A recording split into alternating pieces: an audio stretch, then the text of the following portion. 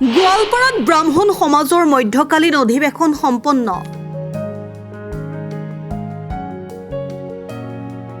নলবাৰী জিলা ব্ৰাহ্মণ সমাজৰ বলুৱা গোৱালপাৰা আঞ্চলিক ব্ৰাহ্মণ সমাজৰ আতিথ্যত ৩২ নম্বৰ দক্ষিণ পকুৱা গাঁও পঞ্চায়ত প্ৰাংগণত একাদশ বাৰ্ষিক মধ্যকালীন অধিৱেশনখন দিনজোৰা কাৰ্যসূচীৰে অনুষ্ঠিত হয়। পুৱা ৯ বজাত পতাকা উত্তোলন কৰে নলবাৰী জিলা ব্ৰাহ্মণ সমাজৰ সভাপতি ভৱেন্দ্ৰনাথ শৰ্মাই। স্মৃতি তৰ্পণ কৰে নলবাৰী জিলা ব্ৰাহ্মণ সমাজৰ সভাপতি নৰদেৱ শৰ্মা আৰু বলুৱা গোৱালপাৰা আঞ্চলিক ব্ৰাহ্মণ সমাজৰ সভাপতি পিংকু শৰ্মাই।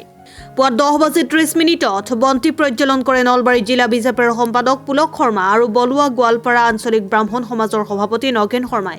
দিনৰ 11 বজাত নলবাৰী জিলা ব্ৰাহ্মণ সমাজৰ সভাপতি ভৱেন্দ্ৰনাথ শৰ্মাৰ সভাপতিত্বত মুকলি সভা অনুষ্ঠিত হয়।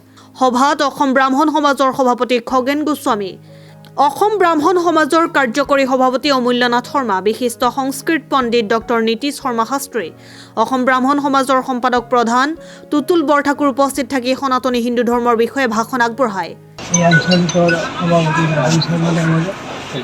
আৰু উপস্থিত সমূহ ব্ৰাহ্মণ সজ্জন নলবাৰী জিলা তথা গোটেই অসমৰ ব্ৰাহ্মণ সমাজৰ উন্নতি কৰোঁতে আৰু ব্ৰাহ্মণ সমাজৰ একত্ৰীকৰণ অৰ্থে আমাৰ এই ব্ৰাহ্মণ সমাজখন গঠন হৈছে।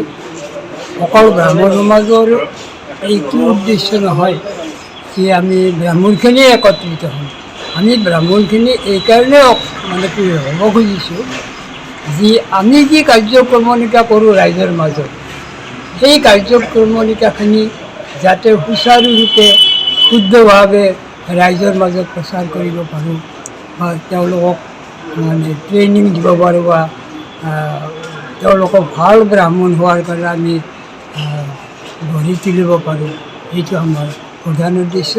আৰু সেই উদ্দেশ্য আগত ৰাখিয়ে আজি আমাৰ নানা ধৰণৰ কথা সভাত আলোচনা হ'ব আৰু সেয়ে আমি ইয়াত সমবেত হৈছোঁ। আমাৰ নলবাৰী জিলা ব্ৰাহ্মণ সমাজখনৰ যিটো একতা, সেই একতা ধৰি বন্ধা ৰখাৰ কাৰণে আমাৰ সনাতন ধৰ্মৰ চাৰিজাতি আছে, ব্ৰাহ্মণ, ক্ষত্ৰিয়, শূদ্ৰ, বৈশ্য। আমি এই চাৰিজাতি যাতে মংগল কামনা হয়।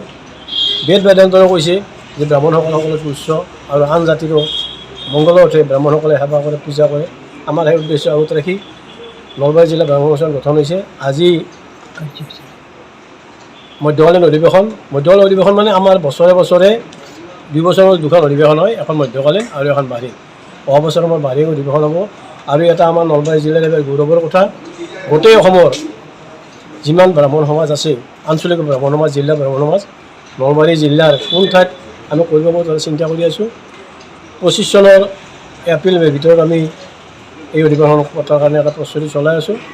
আৰু নলবাৰী জিলা লগতে সমগ্ৰ ব্ৰাহ্মণসকলৰ লগতে আন জাতিৰো যাতে মংগল কামনা হয়, আমি তাকে আমাৰ চিন্তা বা আমাৰ সেই চৰ্চা আৰু আমাৰ সামাজিকভাৱে গঠন হোৱাৰ এইটো আজিৰ কাৰ্যসূচী আছিলে। প্ৰথম অৱস্থাত আমাৰ পতাকা উত্তোলন কৰিলে আমাৰ সভাপতি ভৱেন্দ্ৰনাথ শৰ্মা স্মৃতি তৰ্পণ অৰ্থাৎ আমাৰ মানুহ মৃত্যু হ'লে তেওঁলোক তৰ্পণ কৰিব লাগে।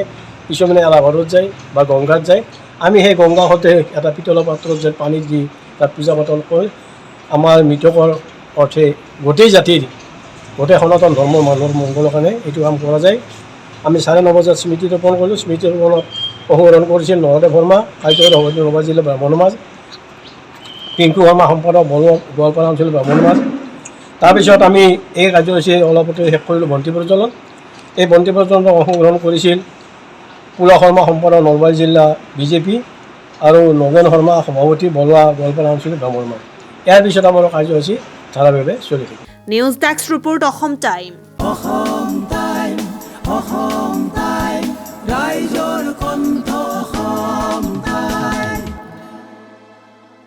আপোনাৰ প্ৰিয় চহৰ নলবাৰীত নিজাববীয়াকৈ বসবাস কৰাৰ সপোন আছে নেকি? চহৰৰ মাজমজিয়াত মাটি কিনি ঘৰ সাজি লোৱাৰ সমস্যাই দেখা দিছে নেকি? সেই সমস্যা এতিয়া আৰু নাই।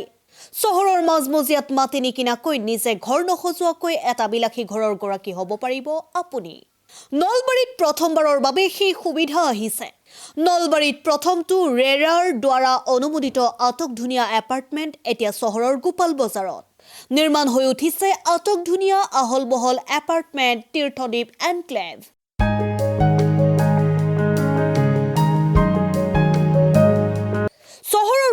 বজাৰৰ DIC পথত নিৰ্মাণ হৈ উঠিছে তীৰ্থদ্বীপ এনক্লেভ এপাৰ্টমেণ্ট। 2টা আৰু 3টা আটকধুনীয়া শোৱনি কোঠাযুক্ত সপোনৰ ঘৰ, যথোপযুক্ত গাড়ী পাৰ্কিঙৰ সুবিধা, নিৰিবিলি পৰিৱেশ, যাতায়াত আৰু যোগাযোগৰ উপযুক্ত সুবিধা। আপোনাৰ সপোনৰ ঘৰখনৰ বাবে ন্যূনতম হাৰত বুকিং চলি আছে। পলম নকৰি এতিয়াই যোগাযোগ কৰক 9706010636 আৰু 9954253864 নম্বৰত।